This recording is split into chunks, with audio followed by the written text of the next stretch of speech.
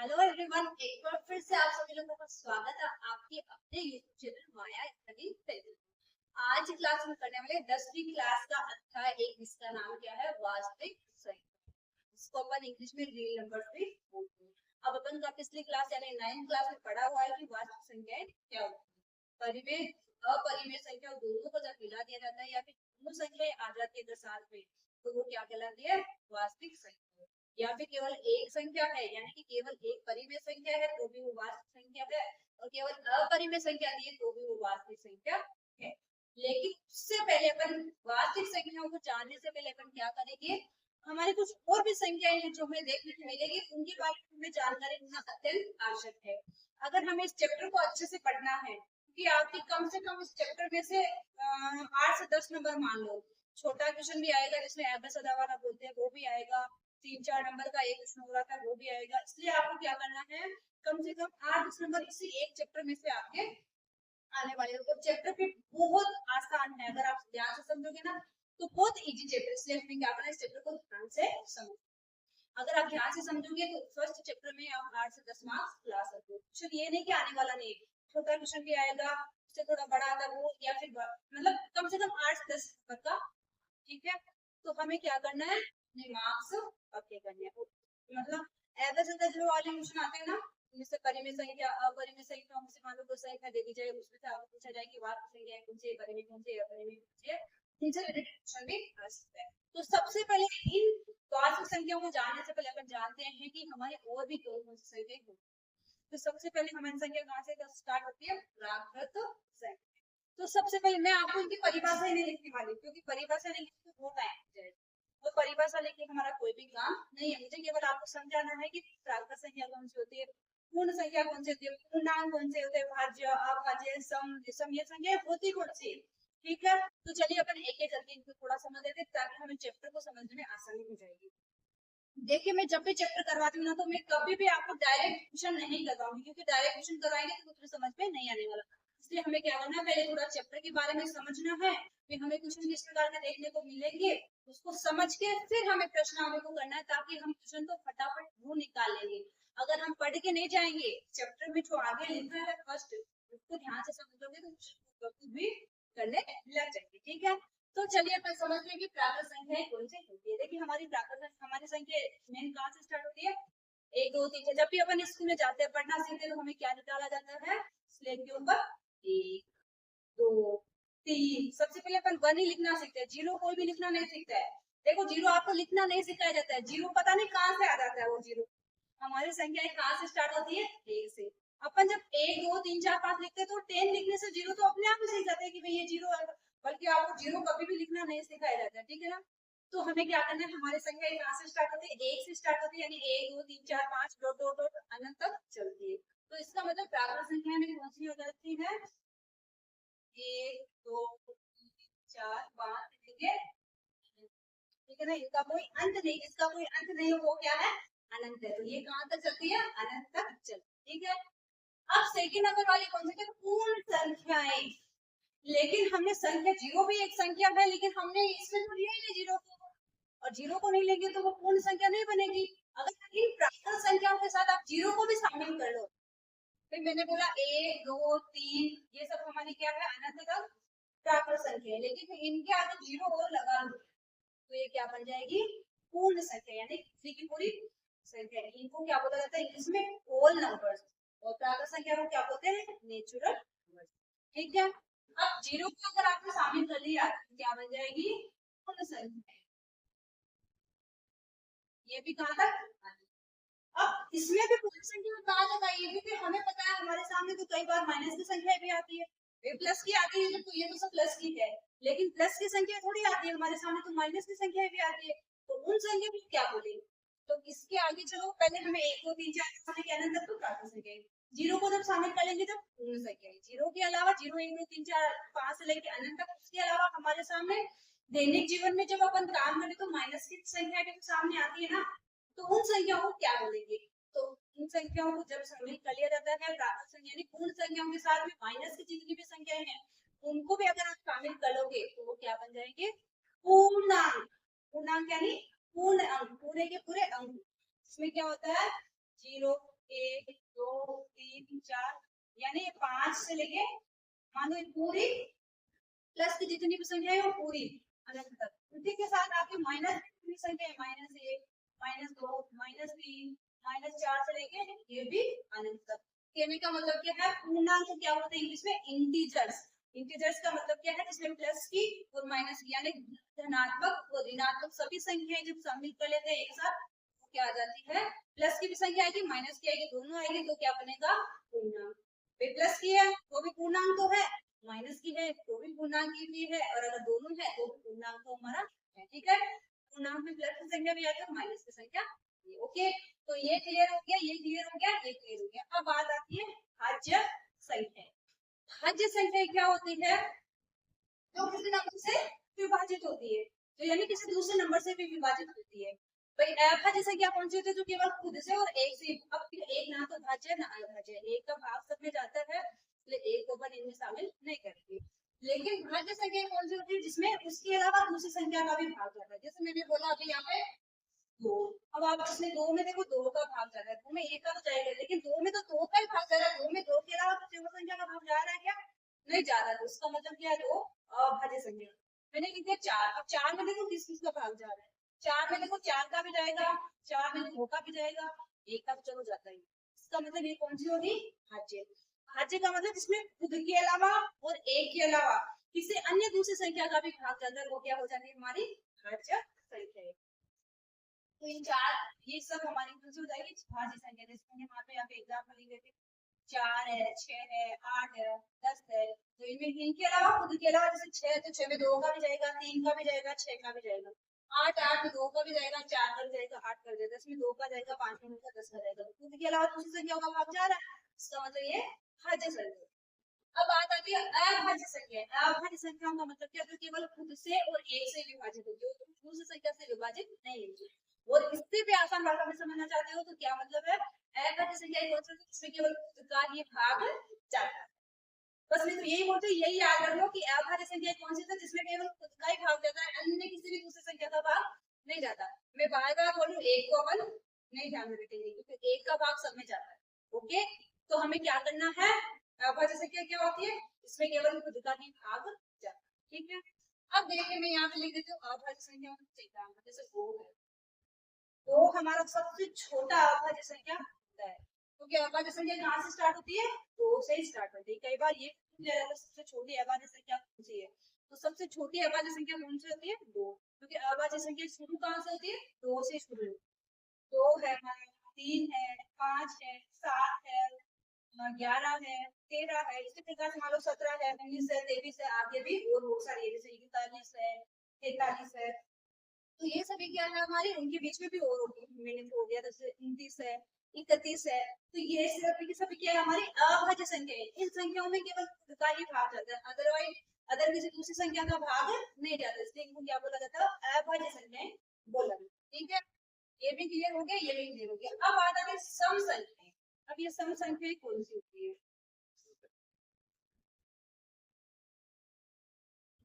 देखिए जैसे मैंने लिखा है यहाँ पे 4 8 12। अब आप मुझे ये बताओ कि आप अगर इनमें दो का भाग लगाओगे तो किन किन में दो का भाग जा रहा है, तो पूरा पूरा भी जाना चाहिए ना। जैसे मैंने इसमें लगाया तो इसमें भी चला जाएगा, इसमें भी चला जाएगा, इसमें दो का भाग पूरा पूरा नहीं जाता, कैसे नहीं जाता बताओ, इसमें लगाओगे तो भी पूरा पूरा चला जाता है, सब में आ जाएगा, इसमें दो आ जाएगा, इसमें चार आ जाएगा, इसमें छह आ जाएगा, इसमें लगाएंगे तो आएगा 4 5। ठीक है, इसका मतलब पूरा पूरा नहीं जा रहा, शेषफल बच रहा है, या फिर शेषफल रखोगे तो 4 बार जाएगा, एक शेषफल बच जाएगा, इसका मतलब इसमें पूरा पूरा भाग नहीं गया। तो हमारी सम संख्या कौन सी होती है, जो दो से पूरी पूरी विभाजित होती है वो हमारी क्या होती है, सम संख्या। और जो दो से पूरी पूरी विभाजित नहीं होती है वो हमारी क्या हो जाती है, विषम संख्या। या फिर आप क्या बोल सकते हो, सबसे आसान समय जैसे अपन छोटी क्लास में सीखते हैं, जिस संख्या में दो का पूरा पूरा भाग जाता है वो हमारी सम संख्या होती है, और जिस संख्या में दो का पूरा पूरा भाग नहीं जाता वो हमारी विषम संख्या होती है। इस बात को आप ध्यान में रख लेना। तो आप कभी भी अभी नहीं, आप लाइफ टाइम तक लाइफ लॉन्ग ये बात भूलने वाले नहीं हो कि सम संख्या कौन सी होती है, विषम संख्या कौन सी होती है। ठीक है, इसमें दो का पूरा पूरा भाग जाता है वो हमारी सम संख्या होती है, दो का पूरा पूरा भाग दिया जाता है वो हमारी विषम संख्या होती है। ठीक है, क्लियर हुआ। जैसे मैंने लिख दिया मान लो 13, तो 13 को देखते ही आपको पता चलना चाहिए कि समय की विषम है। तो ये क्या होगी विषम संख्या, क्योंकि इसमें 2 का पूरा भाग नहीं जाएगा। और देखो एक और पहचान, 2 का पूरा भाग कब जाता है, जब उस संख्या का लास्ट का अंक 0, 2, 4, 6, 8 इनमें से कोई सा हो तो उस संख्या में 2 का पूरा भाग। अब एक बहुत बड़ी संख्या ले ली जाए, कई बच्चों को ये देख के पता नहीं चलता है कि इसमें 2 का भाग जाएगा, क्योंकि 2 का भाग जा रहा है कि नहीं जा रहा अपन को कैसे पता चलता है, जब अपन क्या करते हैं उस संख्या का अंतिम अंक यानी कि इकाई अंक देते हैं। इकाई अंक 0, 2, 4, 6, 8 इनमें से अगर कोई सा है संख्या में 2 का पूरा भाग जाएगा। आपको भाग लगाकर देखने की जरूरत नहीं है, आपको केवल उस अंक को देखना है लास्ट वाले को। उससे ही लास्ट वाले अंक 2 होते हैं, देखो एक तो इधर का होता है, एक इधर का होता है, इधर का नहीं बोलेंगे, इधर का इकाई अंक होगा। इकाई अंक को देखना, उसमें 0, 2, 4, 6, 8 है तो वो 2 से विभाजित पूरा होगा, अदरवाइज नहीं। ठीक है, तो हम सीख रहे हैं कि सम कौन से होते हैं, विषम कौन से, जिसमें 2 का भाग नहीं जाता वो पूरा भाग मिल जाता है, शेष में बचता है, वो हमारी विषम संख्या है। अब हमारा मेन क्या है, अभाज्य संख्या। ये वाली संख्या हमें बहुत परेशान करेगी, यानी कि जब अपन ट्यूशन करेंगे ना तो ये वाली संख्या हमारे सामने बहुत बार आएगी, जिसमें बहुत सारे क्वेश्चन लिखे हैं। अभाज्य संख्या का मतलब है जो सेम किसी संख्या से विभाजित नहीं हो। जैसे मैंने लिख दिया 4/7। अब 4/7 में देख लो, ये दोनों सेम संख्या से कभी भी विभाजित नहीं होगी। ये 2 से हो रही है, 4 से भी हो रही है, लेकिन ये 2 से 4 से नहीं होगी। 7 से ये हो रही है लेकिन ये नहीं हो रही। इसका मतलब ये दोनों क्या हो जाएगी, अभाज्य संख्या है, जिसमें खुद के अलावा और एक के अलावा किसी का भी भाग नहीं जाता है। अभाज्य में दोनों में किसी भी सेम संख्या का भाग नहीं जाएगा। सेम संख्या का भाग नहीं जाएगा तो क्या हो जाएगी हमारी अभाज्य संख्या। इस बात को आपको ध्यान में भी रखना है, जिसमें या फिर आप ऐसे बोल सकते हो कि उभयनिष्ठ गुणनखंड नहीं होगा। उभयनिष्ठ गुणनखंड कैसे नहीं होगा भाई, इसमें 2 का 4 का जा रहा है, इसमें नहीं जा रहा है, इसमें 7 का जा रहा है, इसमें नहीं जा रहा है, दोनों के गुणनखंड जब करोगे उभयनिष्ठ आएंगे क्या, उभयनिष्ठ या सेम गुणनखंड बोल सकते हो। उभयनिष्ठ का मतलब जो दोनों में आ रहा है, तो मैंने आपको लिख दिया चौथा और 33 मान लो। ठीक है, अब आप इनकी गुणनखंड करो, तो आप चौथा के गुणनखंड करोगे तो क्या आएगा, चौथा बराबर आ जाएगा 2 और 7। 33 क्या करोगे तो पहले 3 का भाग जाएगा, जब आएगा 3, फिर 11 आएगा तो 11। अब देखो इन दोनों के गुणनखंड जब अपन ने करे तो आ रहा है क्या, कुछ भी सारा गुणनखंड यानी सेम वाइनिस गुणनखंड आ रहा है, नहीं आ रहा ना, इसके अनुसार इसका 11 वाइनिस कुछ भी नहीं है ना, इसका मतलब ये क्या अभाज्य संख्या, इसमें कुछ भी वाइनिस एक और उस संख्या के अलावा, या तो आप ये बोल सकते हो कि भाई उस दोनों संख्याएं, जैसे 2 संख्या दे दी आपने बटे में, तो उनमें क्या करना है, उभयनिष्ठ गुणनखंड देख लेना है कि उभयनिष्ठ गुणनखंड भी आ रहा है कि उभयनिष्ठ गुणनखंड नहीं आ रहा, तो एक के अलावा तो भाई एक का तो सब में जाता है, तो उभयनिष्ठ गुणनखंड एक तो होगा ही होगा, तो उनका उभयनिष्ठ एक के अलावा कोई भी उभयनिष्ठ गुणनखंड, या तो ऐसे बोलो एक के अलावा कोई भी उभयनिष्ठ गुणनखंड नहीं होता है, या फिर क्या बोल सकते हैं उभयनिष्ठ गुणनखंड नहीं होता है। संख्या में केवल इसमें इसका जाएगा, इसमें इसका अलग अलग गुणनखंड आएंगे, ये हमारी क्या हो जाएगी अभाज्य संख्या। ठीक है, फिर बात आती है हमारे वास्तविक संख्या, क्योंकि हमारा चैप्टर क्या है, वास्तविक संख्या। तो देखिए मैं आपको बता देती हूँ कि वास्तविक संख्या क्या होती है, हमारी परिमेय संख्या है वो भी वास्तविक संख्या है, हमारी केवल अपरिमेय संख्या है वो भी वो वास्तविक संख्या ही कहलाती है, और परिमेय और अपरिमेय दोनों साथ में है तो भी वो वास्तविक संख्या ही कहलाएगी। अगर आप मान लो कि आपको एग्जाम में दे दिया जाए कि केवल परिमेय संख्या ही दे दी जाए, जैसे आपको दे दिया जाए कि 2/7, ठीक है 2/7 है, ये हमारी क्या है, परिमेय संख्या है। परिमेय संख्या क्या होगी, इसको अपन p/2 के रूप में लिख सकते हैं। क्यों, हमारा क्या नहीं होना चाहिए, 0 के बराबर नहीं होना चाहिए, ये p/2 के रूप में है, इसमें p हमारा क्या है, ये ऊपर वाली संख्या हमारी अंश होती है, नीचे वाली संख्या क्या होती है, हर होती है, तो इसको अपन p/2 के रूप में लिख सकते हैं। q बराबर 0 नहीं होना चाहिए, यानी कि हर है ना कभी भी 0 नहीं होना चाहिए, तो ये हमारा 0 नहीं है, इसको अपन परिमेय संख्या बोल सकते हैं। p बराबर के रूप में लिखा जा सकता है कि 0 के बराबर नहीं होना चाहिए, ये हमारी अभाज्य संख्या भी है। ठीक है, तो यही होती है हमारी परिमेय संख्या। तो आपको चाहे परिमेय संख्या केवल परिमेय संख्या दे दी जाए या केवल अपरिमेय संख्या भी दे दी जाए, और पूछा जाए कि भाई वास्तविक संख्या है क्या, तो परिमेय संख्या दे केवल या केवल अपरिमेय संख्या दे, या दोनों संख्याएं साथ में दे दी जाए तो भी वो वास्तविक संख्याएं कहलाएगी। चाहे आपको केवल परिमेय दिया जाए चाहे अपरिमेय दिया जाए, वो दोनों ही वास्तविक संख्या की श्रेणी में। अब परिमेय संख्या की परिभाषा तो आप समझ गए, इसको p/q के रूप में लिखा जा सकता है, q बराबर हमारा 0 के बराबर नहीं, ठीक है, वो होती है हमारी परिमेय संख्या। अब देखिए यहाँ तक अगर सबको क्लियर हो गया कि परिमेय संख्या क्या होती है, तो अब हम आते हैं अपरिमेय संख्या को, यानी अपरिमेय संख्या कौन सी होती है।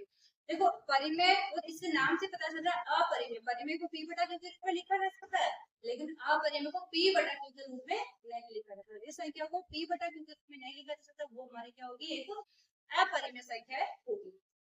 अपरिमेय संख्या में कुछ एग्जांपल इससे √2, √3, √5, √7, √11, यानी कि आगे √13, √17, यानी कि जो भी अभाज्य संख्या आपको रूट के अंदर दिखे क्या होगी, अपरिमेय संख्या। या फिर पाई है, तो पाई भी हमारा क्या है, एक अपरिमेय संख्या। अपरिमेय संख्या क्यों है, क्योंकि पाई का जो अपन मान लेते हैं जैसे 22/7, वो हमारा एक मान नहीं है। पाई का एक मान होता है 3.144 ऐसे करके होता है। तो पाई हमेशा याद रखना, पाई हमारा क्या है, एक अपरिमेय संख्या की श्रेणी। ऐसे ही कई बच्चों को डाउट रहता है जीरो के बारे में। जीरो भी एक हमारा क्या है, परिमेय संख्या, अपरिमेय नहीं है जीरो। जीरो क्या हमारा एक परिमेय संख्या है। क्यों, क्योंकि आप देखो हमने क्या बोला, परिमेय संख्या क्या होती है, जिसे p बटा q के रूप में लिखा जा सकता है, q बराबर जीरो नहीं होना चाहिए। तो क्या आप जीरो को p बटा q के रूप में लिख सकते हैं, हाँ, तो नहीं लिख सकते, इससे जीरो है, तो आप जीरो 0/1, 0/2, 0/3, 0/4 या आगे मान लो ऐसे, तो हम इसको p बटा q के रूप में लिख सकते हैं, और q बराबर हमारा जीरो नहीं है। अब कई बच्चे क्या बोलेंगे कि ये हमारा जीरो तो इसमें आना है, लेकिन आप ध्यान से देखो जीरो क्या है, p की जगह पे, q की जगह पे नहीं है। तो यहाँ अगर नीचे जीरो होता है, यानी 4/0 होता है, तो ये हमारी परिमेय संख्या नहीं होती, क्योंकि जीरो का नीचे आ रहा है तो वो परिमेय संख्या नहीं है। लेकिन जीरो तो कहाँ पे आ रहा है, यहाँ पे। और अगर आप जीरो में एक का भाग लगाओगे तो भी वो जीरो है, जीरो में दो का भाग लगाएंगे तो भी वो जीरो ही है। तो इसका मतलब क्या है, जीरो में किसी भी संख्या का भाग लगाते हैं तो क्या आता है, जीरो ही आता है। तो जीरो को भी p बटा q के रूप में लिखा जा सकता है, बराबर हमारा जीरो नहीं है, इसलिए हमारा जीरो क्या है, एक परिमेय संख्या है। तो हमेशा याद रखिएगा, जीरो तो क्या हमारा एक परिमेय संख्या, पाई हमारा क्या है, एक अपरिमेय संख्या है। ठीक है, तो आई हो आप सब लोगों को क्लियर हो गया होगा कि वास्तविक संख्याएं क्या होती है। वास्तविक संख्या हमारी परिमेय और अपरिमेय संख्या दोनों मिला दिया जाता है तो वास्तविक संख्या बन जाती है। या फिर केवल परिमेय संख्या है तो भी वास्तविक संख्या है, केवल अपरिमेय संख्या दी है तो भी वास्तविक संख्या। तो आप लोगों को क्लियर हो गया है, तो अब बढ़ते हैं नेक्स्ट। अब देखिए हमारा नेक्स्ट पॉइंट क्या है, कोई भी धनात्मक समपूर्णांक दो के रूप का। अब ये दो क्या है, दो का मतलब क्या है, कोई भी अगर पूर्णांक है वो समपूर्णांक और धनात्मक, यानी कि सम संख्या है वो धनात्मक भी है, तो वो क्या होगी, दो के रूप की होगी। दो का मतलब क्या है, मान लो यहाँ पे दो तो ऑलरेडी है, अगर आप क्यू की जगह दो रखोगे तो भी क्या आएगा, 4। अगर आप क्यू की जगह 3 रखोगे तो भी क्या आएगा, 6। अगर आप क्यू की जगह 5 रखोगे तो भी क्या आएगा, 10। कहने का मतलब सबके सब क्या है, धनात्मक समपूर्णांक। ठीक है, सबके सब क्या है, धनात्मक समपूर्णांक। और क्यू, ये जो क्यू दिया ना, ये क्या होगा, कोई भी पूर्णांक हो सकता है। मान लो अगर माइनस की संख्या ली है तो यहाँ पे क्या आएगा, माइनस में आ जाएगा। लेकिन अगर कोई भी धनात्मक समपूर्णांक, धनात्मक भी है सम भी है, तो वो हमेशा किस रूप में होगा, किस रूप में होगा, दो के रूप में होगा। दो का मतलब मैंने आपको समझा दिया कि भाई क्यू की जगह कोई भी संख्या, कोई भी पूर्णांक आएगा, लेकिन वो दो के, अगर आप इसको करोगे क्या आएगा, धनात्मक समपूर्णांक ही आएगा। दो का मतलब क्या है, क्यू की जगह कोई भी संख्या आप रखोगे, भाई 2 रखो, 4 रखो, 6 रखो या 5 रखो, 1 रखो, 2 रखो, 3 रखो, 4 रखो, 5 रखो, कोई भी संख्या रखने पे हमेशा क्या बनेगा उसका रूप, दो का रूप क्या होगी, धनात्मक समपूर्णांक। जैसे मैंने आपको रख दिया, आप रखो मान लो सॉरी, दो तो तुम फिक्स है, क्योंकि जगह मान लो आप रख दो 13, तो 13 में 2 से गुना करो क्या आएगा, 13 गुना 26। तो ये भी क्या हो गया, धनात्मक सम। ठीक है, अब इसी का आगे समझते हैं कि कोई भी मान लो धनात्मक विषम पूर्णांक है। सम का मतलब क्या होता है, इस संख्या में दो का पूरा पूरा भाग जाता है। मैंने आपको इसलिए आगे परिचय पाठ में समझाया था, देखो सम विषम पूर्णांक इसलिए समझाया था। ठीक है, विषम क्या होता है, इसमें दो का पूरा पूरा भाग नहीं जाता। तो विषम पूर्णांक किस रूप का होगा, धनात्मक विषम पूर्णांक किस रूप का होगा, दो क्यों तो होगा लेकिन उसमें एक जोड़ने पे आता है। जैसे मान लो इसका धनात्मक विषम पूर्णांक का कैसा होता है, 2 प्लस 1। अब ये कैसे होता है, जैसे मान लो आप 2 को 2 से गुणा करो, 1 2 3 क्या आएगा, 5 आएगा ना। जैसे अगर आप 2 को 3 से गुणा करोगे उसमें 1 क्या आएगा, 7 आ गया ना। विषम संख्या कितना भी जोड़ दो, 2 5 से गुणा करो, 1 सॉरी कितना भी नहीं जोड़ दो, 1 जोड़ना है, कितनी भी संख्या से गुणा कर दो, जोड़ने का नाम आ गया, किसी भी संख्या से गुणा कर दो, जोड़ना यही है। 2 को आप किसी भी संख्या से गुणा कर दो तो फिर उसमें 1 जोड़ दो, हमेशा क्या आएगा, विषम पूर्णांक ही आएगा। विषम, अगर धनात्मक संख्या से गुणा कर रहे हो, जब वो a जोड़ रहे हो तो धनात्मक धनात्मक विषम पूर्णांक आएगा। तो अभी हम लोग क्या समझ रहे हैं, धनात्मक सम पूर्णांक, धनात्मक विषम पूर्णांक। तो अगर आप किसी भी संख्या को 2 को किसी भी संख्या के साथ 2 को किसी भी सम संख्या से गुणा करा, 2 को अगर आप किसी भी संख्या से गुणा करा दो, पूर्णांक का मतलब क्या, कोई भी प्लस माइनस की सारी संख्या आ जाती है। अगर धनात्मक है तो अगर आप 2 को किसी भी संख्या के साथ गुणा कराओगे, 2 को आप 1 से गुणा करा दो, 2 को 2 से करा दो, 3 से करा दो, 4 से 5 से किसी से भी करा दो, क्या आने वाली है, हमेशा सम संख्या ही आएगी। 2 का मतलब क्या है, किसी भी संख्या से गुणा करा गया तो हमारे पास धनात्मक सम पूर्णांक आ रहे।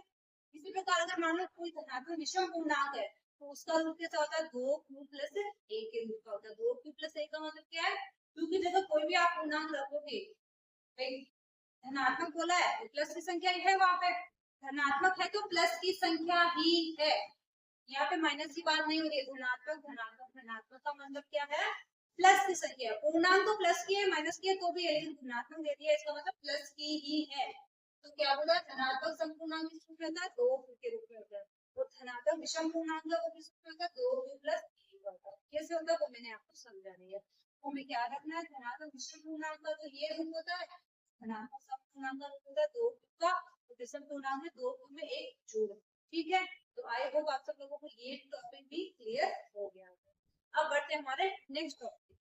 अब आते हैं हमारे नेक्स्ट पॉइंट पे। देखिए नेक्स्ट पॉइंट क्या है, प्रत्येक भाज्य संख्या को अभाज्य संख्या में गुणनफल के रूप में व्यक्त किया जा सकता है। प्रत्येक भाज्य संख्या को अभाज्य संख्या में गुणनफल के रूप में, अब इसको जब आप पढ़ोगे तो आपको कुछ भी समझ में नहीं आएगा, लेकिन इसको आपको मैं एग्जांपल देके समझाऊंगी तो बहुत अच्छे से समझ में आ जाएगा। प्रत्येक भाज्य संख्या को अभाज्य संख्या के गुणनफल के रूप में व्यक्त किया जा सकता है। यानी कोई भी आपके पास में भाज्य संख्या है, हमारे भाज्य संख्या ले लेते हैं 40। 40 हमारी एक भाज्य संख्या है, क्योंकि इसमें इसके अलावा कुछ संख्या का भाग जाता है, 2 का भी जाता है, 4 का भी जाता है, 8 का भी जाता है, और 20 का भी जाता है, 10 का भी जाता है। तो इसका मतलब ये भाज्य संख्या है। भाज्य संख्या इसका मतलब इसको अभाज्य संख्या को गुणनफल के रूप में व्यक्त किया जा सकता है। अभाज्य संख्या गुणनफल का मतलब क्या, हमें क्या कर लेना है, उस संख्या के अभाज्य गुणनफल कर लेने हैं।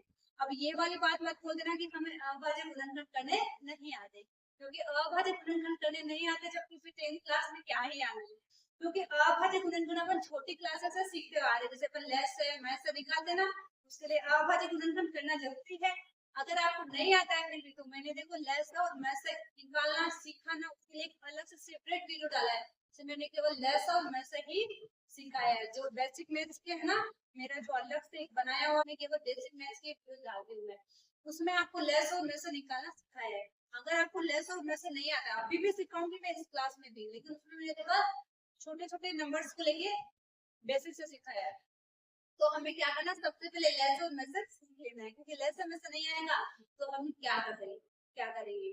तो सबसे पहले हमें क्या करना है, अभाज्य गुणनफल करेंगे। लेस और मैथ तभी आता है जब आप अभाज्य गुणनफल करना, यानी कि फैक्टर करना जानते हो।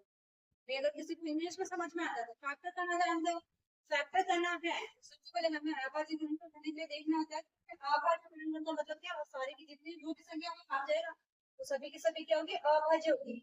जो गुणनफल आते हैं ना, इन्हें फिर किसी का उस संख्या के अलावा किसी का भी भाग नहीं जाता। सबसे पहले तो हमें देखना है कि 2 का जा रहा है, 2 ही है हमारी सबसे छोटी अभाज्य संख्या। 2 का जा रहा है तो 2 का लगा देना, 2 का जाएगा तो 20 आएगा, फिर 2 का जाएगा तो 10 आएगा, फिर से 2 का जाएगा तो 5 आ जाएगा, और इसमें 2 का भी इधर है, 3 का भी इधर है, 5 है यार, तो क्या हो जाएगा 5 का 5। तो 40 के अभाज्य गुणनफल हो गए तो 5। अब देखिए ये वाली बात इस पे 40 से लागू होगी। देखो 40 हमारी भाज्य संख्या है, भाज्य संख्याओं को अभाज्य संख्याओं के गुणनफल के रूप में व्यक्त किया जा सकता है। मैं 2 गुना 2 गुना 2 गुना 5 जोड़ूं तो भी 40 है, 40 बराबर गुना 2 गुना 5 भी 40 है। तो इसका मतलब क्या, प्रत्येक भाज्य संख्या को आप अभाज्य संख्याओं के गुणनफल के रूप में व्यक्त कर सकते हो। ठीक है ना, ये वाली बात हमेशा याद रखिएगा।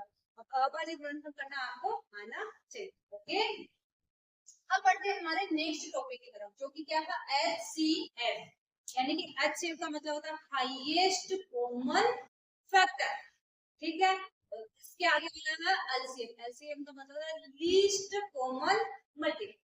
अब देखिए कई बच्चों को इसमें कंफ्यूज होता है एलसीएम और एचसीएफ। इसको एचसीएफ को तो बोलते हैं लघुत्तम समापवर्तक, हिंदी में बोले तो लघुत्तम समापवर्तक। और ये जो महत्व होता है यानी कि एलसीएम बोलते हैं महत्तम समापवर्तक। वैसे ज्यादातर एचसीएफ एलसीएम ही बोला जाता है। बोलचाल की भाषा में अपन क्या होता है एचसीएफ एलसीएम, महत्व लेसर ऐसे भी बोल सकते हैं, लेस और महत्व। तो एचसीएफ का मतलब क्या होता है, जब आप डेफिनेशन के तौर पे यानी परिभाषा के तौर पे बुक में देखोगे तो आपको थोड़ी डरावनी यानी कि थोड़ी अलग ही दिखेगी। मैं क्या दे रहा संख्या में प्रत्येक उभयनिष्ठ अभाज्य गुणनफल की सबसे छोटी घात का गुणनफल।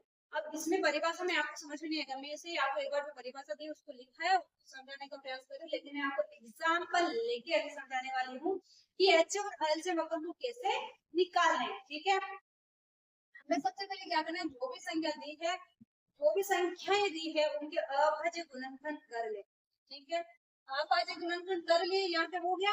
उन्हें उभयनिष्ठ देखना। उभयनिष्ठ का मतलब क्या होता है, कोई भी चीज है या कोई भी संख्या है, उभयनिष्ठ का मतलब क्या, जो जितनी दी है उनमें सब में आना।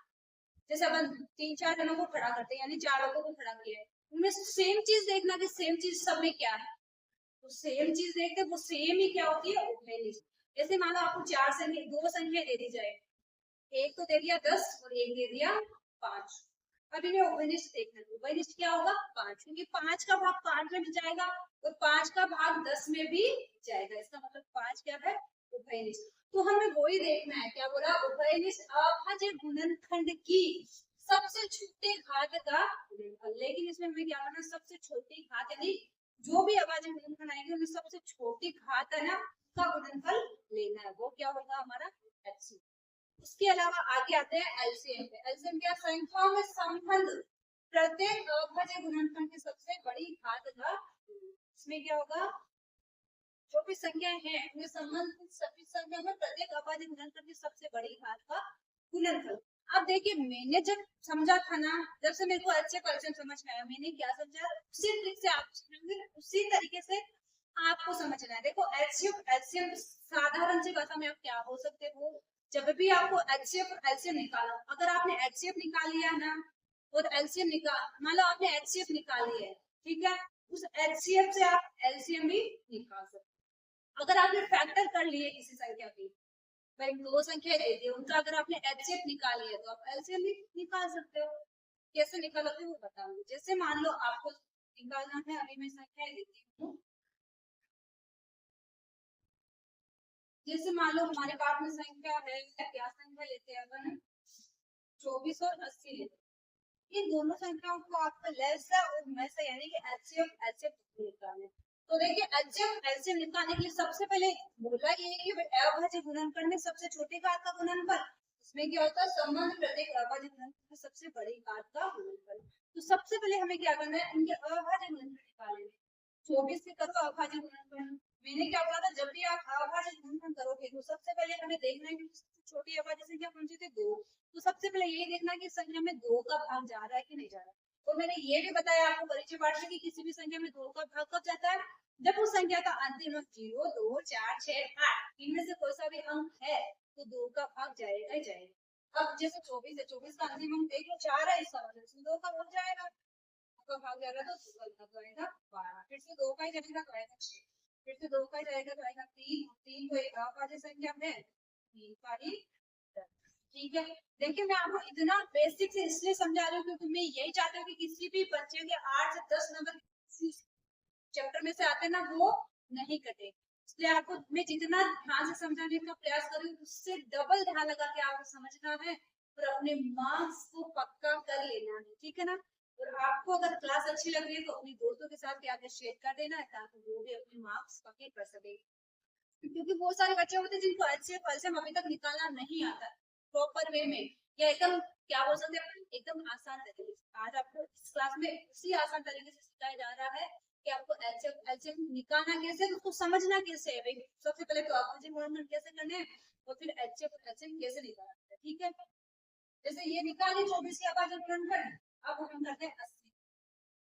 सबसे पहले मैंने क्या बोला था, अब 80 को देख के आप बता सकते हो कि इसमें जाता है क्योंकि इस संख्या में क्या है 0 है तो भाग जाएगा 2 का देंगे तो 40, फिर से 2 का देंगे तो 20, फिर से 2 का देंगे तो 10, फिर से 2 का देंगे तो 5, 5 एक अभाज्य संख्या 5 में 5 का ही जाता है। ठीक है, अब इनके अभाज्य गुणनखंड 24 से तो क्या आया था 2 गुना 2 गुना 2 गुना 3, इसके क्या आए थे 2 गुना 2 गुना 2 गुना 2 गुना। अब देखिए बारी आती है एचसीएफ की। एचसीएफ बराबर एचसीएफ बराबर, अब 24 और 80 का जब आप एचसीएफ निकालो तो एचसीएफ का मतलब क्या है, आपको क्या देखना है कि जो भी अभाज्य गुणनखंड आए हैं वो दोनों संख्याओं में होना चाहिए, दोनों में सेम टाइम होना चाहिए। दोनों संख्याओं में, भाई 3 संख्या देते तो तीनों आ जाएंगी, 4 संख्या देते तो 4 आ जाएगी। अभी मैं 2 संख्या का सिखा रही हूँ तो मैं 2 का ही नाम लूंगी। अगर आपको संख्या ज्यादा दे दी, यानी 3 संख्या का पूछ ले, 4 का पूछ ले, तो आपको क्या करना, उनका ही कंपेरिजन करना सबका। मान लो अगर किसी के अंदर कोई से भी अभाज्य गुणनखंड सेम नहीं आए तो अच्छे क्या होगा, एक होगा, हमेशा याद रखना। ठीक है, अब इसमें क्या करना है, हमें देखना है कि संख्या अभाज्य गुणनखंड सेम सेम कहाँ पे आ रहा है। ये दो दोनों में आ रहा है, भाई 2 इसमें भी आ रहा है, 2 इसमें भी आ रहा है, फिर से 2 इसमें भी आ रहा है, इसमें भी आ रहा है, फिर से 2 इसमें भी आ रहा है, इसमें भी आ रहा है। ओके, अब 2 जो है इसमें आ रहा है, इसमें नहीं आ रहा, 3 इसमें आ रहा है पर इसमें नहीं आ रहा, 5 इसमें आ रहा है इसमें नहीं आ रहा, इसका मतलब एचसीएफ क्या होगा, 2 गुना 2 गुना 2। ये क्या बोला, उभयनिष्ठ अभाज्य गुणनखंड की सबसे छोटी घात। उभयनिष्ठ हो गए, अभाज्य गुणनखंड हो गए। अब भाई 2 तो और भी आना था, लेकिन दोनों में सेम टाइम से आना चाहिए। तो सबसे छोटी घात क्या होगी, 2 की घात 4 आएगी कि 2 की घात 3 आएगी, 2 की घात 3। क्यों, क्योंकि सबसे छोटी होगी वो तो उभयनिष्ठ होगी ना, इसमें भी आ रही है इसमें भी आ रही है, इसका मतलब 2 की घात 3 दोनों में आ रही है। 3 इसमें आ रहा है पर इसमें नहीं आ रहा, 5 इसमें आ रहा है इसमें नहीं आ रहा, 2 इसमें 4 आ रहा है इसमें 3 आ रहा है, कौन सा लेना है, 2 की घात 3 लेना है। इसलिए इसने बोला सबसे छोटी घात। एचसीएफ में क्या होता है, जब भी आप किसी भी संख्याओं के एचसीएफ निकालो तो हमें क्या कर लेना, उनके अभाज्य गुणनखंड कर लेना। फिर हमें देखना है कि दोनों संख्याओं में कितनी बार आ रहा है, भाई 4 बार था दोनों में, 4 बार वाला नहीं लेना, 3 बार दोनों में आ रहा है तो 3 बार, ऐसे नहीं कि एक में तो 3 बार आ रहा है एक में 4 बार आ रहा है, तो हमें लेना कौन सा है, 3 बार वाला, जो दोनों में जितनी बार आ रहा है, दोनों में सेम टाइम से आ रहा है इतनी बार। देखो मैं आपको, मुझे ऐसे लग रहा है मैं कितना अच्छे से समझा सकूं। ये बच्चे ना, बहुत सारे बच्चे होते हैं जिनको एचसीएफ अभी तक निकालना नहीं आता, तो मेरा प्रयास तो ये है कि मैं मतलब कितना अंदर से आपको सिखा सकूं, जितना आप सीख सको। ठीक है ना, तो मैं तो यही प्रयास कर रही हूँ कि इसको आप कितना इजी वे में समझ सको। परिभाषा के ऊपर जाओगे तो आपको शायद समझ में नहीं आएगा, तो मैंने परिभाषा को भी इनकी एग्जाम्पल के तौर पे समझाने का प्रयास कर रही हूँ। आपको क्या कर लेना, उभयनिष्ठ अभाज्य सॉरी अभाज्य गुणनखंड कर लेना, फिर देखना है कि उभयनिष्ठ क्या है, दोनों में क्या आ रहा है, तो दोनों में सेम टाइम से आना है। तो इसका एचसीएफ क्या हो गया, 2 दूनी 4, 4 दूनी ये हो गया एचसीएफ। अब बात आती है एलसीएफ। देखो एलसीएफ में क्या बोला है, संख्याओं में संबंध प्रत्येक अभाज्य गुणनखंड की सबसे बड़ी घात का गुणनफल। ठीक है, सबसे बड़ी घात का मतलब इसमें हमें क्या करना है, जो नहीं आ रहा है उसको भी लेना है, यानी हमें 2 की घात 4 है, इसमें 2 की घात 1 में बड़ी वाली लेना है, इसका मतलब बड़ी वाली है तो 2 गुना 2 गुना। ठीक है, अब और क्या आता है इसमें, इसमें अगर कोई अभाज्य गुणनखंड है वो 2 संख्याओं का है, लेकिन वो अगर एक में आ रहा है दूसरे में नहीं आ रहा तो भी हमें ले लेना है। 3 देखो इसमें आ रहा है इसमें नहीं आ रहा है, यानी सबसे बड़ा, यानी 3 की घात 1 है तो वो सबसे बड़ा ये, यानी कि इस 3 को भी ले लेना है। 5 इसमें आ रहा है इसमें नहीं आ रहा, इसका मतलब हमें 5 को भी ले लेना है। इसने जो लाइन बोली ना उसका मतलब यही है कि एलसीएम निकालते टाइम हमें जब अभाज्य गुणनखंड को अपन कंपैरिजन करेंगे तो हमें क्या करना है, अगर एक में नहीं आ रहा है तो भी हमें लेना है, दूसरे वाले में या एक जिसका भी अपन कंपैरिजन करें दूसरे में नहीं आ रहा है तो भी लेना है। जैसे अभी 3 था, 3 इसमें आ रहा है बट इसमें नहीं आ रहा तो भी एलसीएम में लेना है, 5 इसमें आ रहा है बट इसमें नहीं आ रहा तो भी हमें लेना है। ये 2 है ना, इसमें 4 बार आ रहा था इसमें 3 बार आ रहा, लेकिन इसमें क्या है, सबसे बड़ी घात, सबसे बड़ी घात 2 की घात 4 होती है कि 2 की घात 3 होती है, 2 की घात 4 होती है ना, क्या आएगा 2 की घात 4 यानी 2 गुना 2 गुना 3 गुना 5। अब सबको गुना करो, 5 15 15 3 30 30 60 60 गुना 120 120 क्या करना 240, ये क्या आ जाएगा एलसीएम 40। तो एचसीएफ और एलसीएम क्या आ गया 8, ये एलसीएम क्या आ गया 140। तो आई होप आप सब लोगों को एकदम अच्छे से समझ में आ गया होगा कि एचसीएफ क्या होता है, एलसीएम क्या होता है, एलसीएम अभाज्य विधि से कैसे निकालें। ठीक है, अब बढ़ते हैं हमारे नेक्स्ट टॉपिक। अब देखिए हमारा मोस्ट इम्पोर्टेंट टॉपिक क्या है, किन्हीं तो धनात्मक पूर्णांक को ए व बी के लिए, यानी कोई भी आपको दो धनात्मक पूर्णांक दे दीजिए, दोनों प्लस के है, धनात्मक का मतलब दोनों पूर्णांक किसके हैं, प्लस के, ठीक है भाई, धनात्मक दीजिए पूर्णांक है लेकिन साथ में धनात्मक को नाम है, इसका मतलब प्लस की संख्या, ठीक है ना। ए और बी कोई भी दो संख्याएं हैं दोनों प्लस के, तो वो हमेशा क्या होता है, उसका एक फॉर्मूला है, वो आपको हमेशा याद रखना है कि दोनों संख्याओं का गुणा किसके बराबर होता है, उन्हीं दोनों संख्याओं के एलसीएम और एलसीएम के गुणा के बराबर। जैसे मान लो आपको दो संख्या दे दी है, मान लो 20 और 30 दे दी है, तो 20 और 30 का गुणा हमेशा किसके बराबर होगा, आपको उस 20 का और 30 का एलसीएम निकाले ना, उन दोनों के गुणा के बराबर होगा। इसको भी अपन एक एग्जांपल लेके भी समझेंगे, पहले मैं आपको एक बार ऐसे ही समझा देती हूँ। जैसे कोई भी दो संख्या दे दी है तो उन दोनों संख्या का गुणा किसके बराबर होगा, उन्हीं दोनों संख्याओं के एलसीएम के गुणा के बराबर। तो इनसे आपको क्वेश्चन बहुत सारे देखने को मिल सकते हैं। जैसे मान लो आपको किसी संख्या का एलसीएम दे दिया जाए, एचसीएफ निकालना है, दोनों संख्या दे दी जाए, एलसीएम दे दिया जाए और आपको एचसीएफ पूछे तो आप आराम से निकाल सकते हो। इसी प्रकार आपको एलसीएम दे दिया, एलसीएम पूछा जाए, एलसीएम दे दिया जाए, ये दोनों संख्या दे दी जाए तो भी आप आराम से निकाल सकते हो। या फिर मान लो आपको दोनों संख्या दे दी जाए और आपको ऐसे बोला जाए कि भाई, या फिर आपको मान लो एलसीएम एलसीएम दे दिया जाए तो एक संख्या दी जाए तो आप दूसरे वाले भी आराम से निकाल सकते हो, यानी कि इनमें से कोई सा भी एक मिसिंग हो चारों में से तो आप आसानी से, तीन दिए और एक मिसिंग हो तो आप आसानी से निकाल सकते हो। कैसे निकालेंगे वो भी मैं आपको सिखाऊंगी, ठीक है। फिर आगे वाला टॉपिक है, जो संख्या 0 पर समाप्त होती है उसे अभाज्य गुणनफल 2, 5 के रूप में, ये वाली बात है। कोई भी संख्या मान लो 10 है, 20 है, 30 है, 40 है, 50 है, सबका अंतिम अंक क्या है, 0। तो कहने का मतलब क्या है, जो भी संख्या 0 पे समाप्त हो रही है, यानी कि जिसका अंतिम अंक 0 है, उसको हम 2 गुना 5 के रूप में लिख सकते हैं। 2 गुना 5 यानी वे संख्या अगर बड़ी है और आगे तक है, जैसे 50 है तो 2 की घात जितनी बार आएगा उसके हिसाब से 2 की घात लग जाएगी, 5 की घात लग जाएगी। लेकिन मान लो 10 है, 10 से स्टार्ट करते हैं तो 10 की आवाज करो, 2 का देंगे तो 5, 5 है 5, तो इसको अपन क्या लिखेंगे, 2 गुना 5 हो गया। अब आ गया 20 है, 20 को जब अपन करेंगे तो क्या आएगा 10, फिर 2 से करेंगे 5, 5 इसको जब अपन लिखेंगे तो क्या आएगा, 2 की घात 2 गुना 5 ये आएगा। ऐसे आगे बढ़ते हैं, 50, 50 का करेंगे तो 2 का 25, फिर 5 का 5, या फिर 100 से स्टार्ट करते हैं, यहाँ 50, यहाँ पे हमें क्या था, 100 का करा तो 50, 50 का 25, 25 का 5, 5। अब देखो इसके गुणनफल क्या होता है, 100 का करेंगे तो क्या हो जाएगा, 2 गुना 2, इसका 2 की घात 2 है, 5 का 5 इसका मतलब 5 की घात 2 है, तो दोनों क्या है 2 गुना 5 के रूप में है। अगर मान लो संख्या आगे तक आ रही बड़ी आ रही है तो अपने आप 2 की घात m गुना 5 की घात n होगा। और अगर मान लो किसी भी संख्या का अंतिम अंक 0 पे समाप्त होगा तो वो संख्या के अविभाज्य गुणनफल क्या होंगे, हमेशा याद रखना 2 गुना 5 के रूप में होंगे ही होंगे। या फिर आप ऐसे बोल सकते हो 2 की पावर m 5 की पावर n के रूप में। अब यहाँ पे क्या हो जाएगा, मान लो अभी अपन ने इससे 100 का करा है, फिर यहाँ क्या हो जाएगा 2 गुना 5 की घात, ठीक है। अब अपन करते हैं ये दो एग्जांपल एक क्वेश्चन समझते हैं कि एक क्वेश्चन हमें देखने को किस प्रकार के मिले। अब देखिए हमें क्या करना है, जैसे आपको क्वेश्चन दे दिया जाए दो संख्याओं का गुणनफल कितना है 1080, उनका में से कितना है 30 है तो लेस से क्या होगा। अब बहुत सारे बच्चे क्या हो जाएंगे, कंफ्यूज हो जाएंगे, क्योंकि मैंने आपको क्या बोला था, दो संख्या का गुणनफल यानी कि वो दो संख्या क्या होगी, ए और बी, कोई भी दो संख्या है तो उनका डायरेक्ट क्या दे दिया है, दोनों का गुणनफल ही दे दिया है। अपन ने क्या सीखा था, सूत्र क्या था, दो संख्याओं का गुणनफल यानी a गुना b। तो यहाँ पे डायरेक्ट क्या दे दिया, दो संख्याओं का गुणनफल है तो भी है तो a गुना b है ना, कोई भी दो संख्या b गुना a है या a गुना b है तो भी दोनों संख्या का गुना है तो भी a गुना b है, दोनों का गुना है तो भी 1080 है, ठीक है। उनका मैं से दे दिया, लेस निकालना तो आसानी से निकाल सकते हैं। हमारा सूत्र क्या होता है, एचसीएफ गुना एलसीएम बराबर दो संख्याओं का गुणनफल।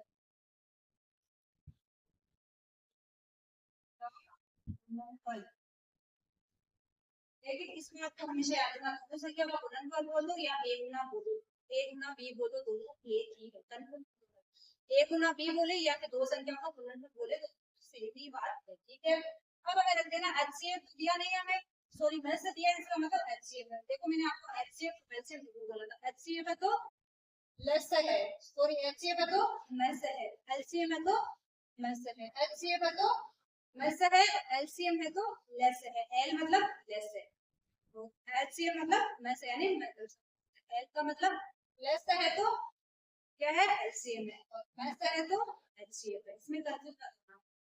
अब हमें ये तो दिया, एचसीएफ तो दी सर, एलसीएम हमें दिया नहीं है, ठीक है, या फिर आपको उसमें लेस दिया तो लेस की जगह लेस, ठीक है, बराबर यहाँ पे रखोगे तो क्या हो जाएगा, लेस गुना लेसर गुना लेसर, उसे भी लिख सकते हो। दोनों संख्या का गुणनफल क्या है, कितना दिया, 1000। जब भी हमें कोई भी संख्या बराबर में दी जाए, बराबर की इधर कोई भी संख्या गुणा में है, तो अगर बराबर की उधर लेके जाओगे तो गुणा वाली किस में आ जाती है, भाग में। तो हम लेसर को तो इधर रख लेंगे क्योंकि लेसर तो हमें निकालना है, 1080 के भाग में क्या होगा, 0 कट हो गया, 108 बचा, 108 में 3 का भाग लेंगे तो 3 दी 9 बचेगा, 1 3 6 18 यानी क्या आएगा, 36। इस संख्या का लेसर क्या आएगा, 36।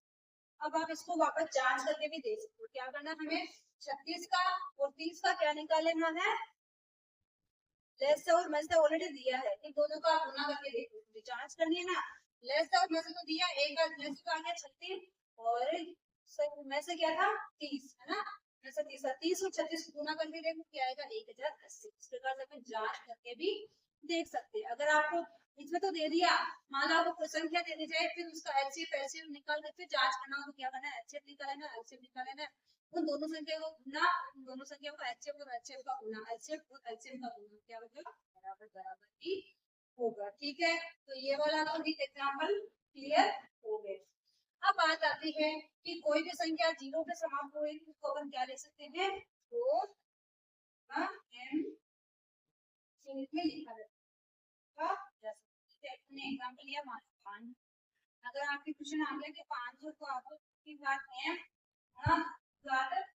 सॉरी 5 की बात एन में लिखना है, कैसे, क्योंकि हमेशा अगर जीरो पे समाप्त हुई तो 2 और 5 तो अभाज्य में आएगा ही आएगा, ये बात तो पक्की। हमारे हिंदी एग्जाम्पल करके भी देखिए, 10 है 20 है 30 है 40 है 50 है, सब के करके देख लेना, 2 और 5 तो आएंगे ही आएंगे, और उनकी घटने क्या आएगी वो संख्या पे डिपेंड करेगा। अब जैसे है हमारा 5, तो 500 के सबसे पहले अभाज्य गुणनफल कर लो, कि हम जब भी बता सकते हैं कि संख्या में 2 की पावर n गुना 5 की पावर n, 2 का लगाएंगे तो 250 आएगा, फिर से 2 का लगाएंगे तो 125 आएगा।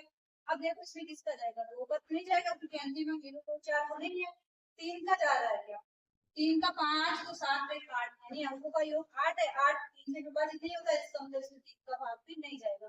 किसी भी संख्या में 3 का भाग कब जाता है, जब जो भी संख्या थी उसके अंकों को जोड़ लो, अंकों को जोड़ने पे जो भी संख्या आती है उसमें 3 का भाग जा रहा है तो संख्या में भी 3 का भाग जाएगा। जैसे मैंने यहाँ पे 5 को 7 सॉरी 5 और 7 में 8 जोड़ा तो 8 आया ना, 8 में तो 3 का भाग पूरा पूरा जाता नहीं, इसका मतलब संख्या में 3 का भाग नहीं जाएगा, 5 का तो जाएगा क्योंकि जिस संख्या का आंसर 0 और 5 उसमें 5 का भाग जाता है, 5 गुने 10 65, 5 ये 5। अब देखो क्या है इसी अभाज्य गुणनफल, 2 गुना 2 गुना 5 गुना 5, देखो 2 गुना 2 कितनी बार है, 2 की घात क्या है ना, 5 कितनी बार है, 3 बार, 5 का 2 की घात 5 और सॉरी 2 की पावर n गुना 5 की पावर n का रूप क्या हो गया, की घात n की जगह तो 2 आ गया, तो n की जगह आ गया 3, तो इसका 500 में क्या हो जाएगा, 2 की घात 2 गुना 5 की घात 3। इस प्रकार से अपन को क्या करना है, को सोल्व करना। आपको किसी भी प्रकार से पूछ लिया जाए, आगे भी पूछ लिया जाए तो आपको डरना नहीं है, हर कॉन्सेप्ट को अच्छे से क्लियर करके रखना है, किसी भी पेपर में आ जाए हमें तो उसको पेपर को फाड़ के आना है। फाड़ के आने का मतलब ये नहीं कि आप अपनी बुक को फाड़ के बोलोगे, मैं अच्छे से क्वेश्चन को अटेंड करके, ठीक है। अब आते हैं हमारे एक और अच्छे से क्वेश्चन की तरफ, क्या अभी 2024 में या 23 शायद 24 में पूछा गया था, शायद प्रकार से क्वेश्चन पे पूछ लिया जाता है, जिसमें मैं क्या बना देता है, कोई भी संख्या के अभाज्य गुणनफल वो गुणनफल वृक्ष बना के बताते ना, जैसे, ठीक है।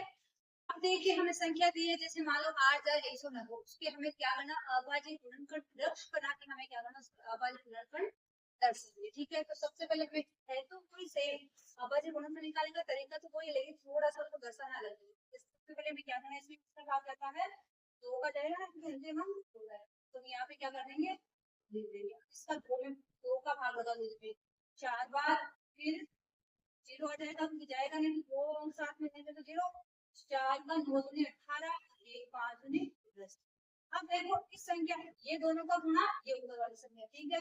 अब हमें देखना है इस संख्या में किसका भाग जाएगा, 2 का तो जाएगा नहीं, देखो 0 2 4 6 नहीं है, 3 का देखो 9 और 1 10 और 3 सॉरी 10 और 4 14 और 4 18। देखिए फोर्थ संख्या ही कंफ्यूज हो जाती है, इसलिए 3 का भी नियम याद रखो, जिस भी संख्या के अंकों के योग में 3 का भाग रहता है तो संख्या में 3 का भाग जाएगा। तो फिर आप इसको पढ़ने के लिए बैठोगे तो 2 का लगाओगे 3 का लगाओगे, ऐसे नहीं, आपको विभाजकता के नियम भी पता होने चाहिए, कॉमन कम से कम 10 तक तो सॉरी हाँ 9 तक मान लो, 9 तक या 11 तक मान लो, 10 का तो क्या नहीं है सबको पता है। अब जैसे इसमें 3 का भाग जाए, अब 3 का भाग लगाएंगे, देखिए यहाँ पे 3 का भाग लगाएंगे, क्या आएगा 3 एकम 3 बचेगा 1 3 3 बचेगा 1 3 6 18 बचेगा 1 3 5 15, ये आ गया। अब हमें पता है ये दोनों का गुणनफल ये है, अब हमें भाग लगाना है इसमें देखना है, तो फिर से देखो इसमें किसका भाग जाएगा, भाई जोड़ लो, 6 और 5 11 11 और 3 14 और 1 15, इसका मतलब करने में तो 3 का भाग जाता है, इसका मतलब इसमें है 3 का भाग लगाएंगे, इसमें क्या आएगा देखो 3 चौके 12 3 5 15 फिर से 3 5 15, इसका आ गया।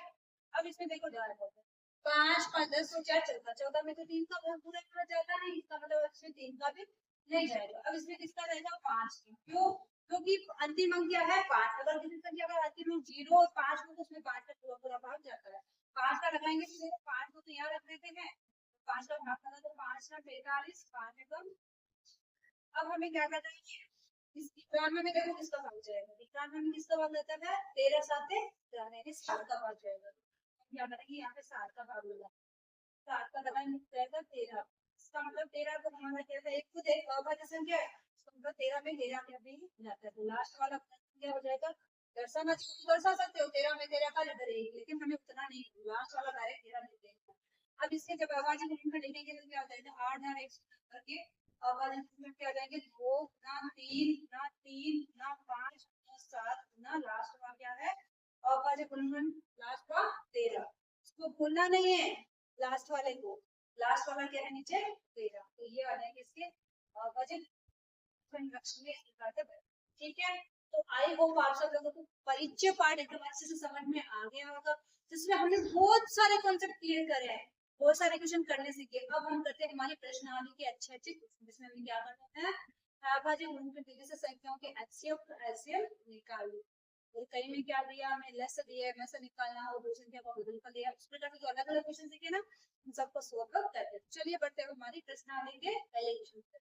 देखिए यहाँ पे लास्ट में थोड़ा सा दिखता नहीं था नीचे 7 और 13, जैसे मैंने दिया था बोलने से समझ में आ गया होगा कि यहाँ पे 7 है यहाँ पे 13 है, लेकिन फिर भी दिखना तो जरूरी, इसलिए यहाँ पे नीचे क्या है इसमें 7 का भाग जाएगा 13 भाग जाएगा 13 7 91, लास्ट वाले क्या हो जाएंगे 7 13, ठीक है।